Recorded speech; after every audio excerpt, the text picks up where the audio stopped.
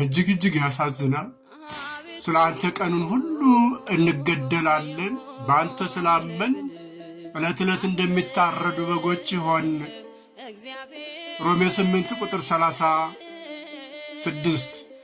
ወገኖቼ ኢትዮጵያውያን፣ በየቀኑ አርሲ ላይ የምንሰማው ሐዘን፣ የምንሰማው ሰቆቃ፣ የምንሰማው ግድያ በጣም ያሳዝናል። 13 ኦርቶዶክሳውያን በአርሲ ታርደዋል፣ ተገድለዋል። 13 ናቸው። መረጃው ደርሶኛል። በተለይ 2 ወጣቶች በአንድ መቃብር ነው የተቀበሩት። አንደኛውን ያልሆነ አድርገው ነው በቢላዋ ያረዱት። በአንድ መቃብር ነው የተቀበሩት። እንዲሁም ከ101 በላይ ዓመታት ያስቆጠረው ታላቁ ቤተ ክርስቲያን የቅዱስ ገብርኤል ቤተ ክርስቲያንም ተቃጥለዋል።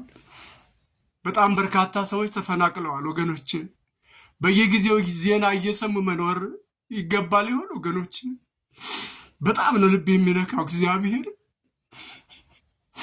በጣም ያሳዝናል። ወገኖች ነፍሳቸውን ይማርልን። አባቶች አላችሁ ይሆን?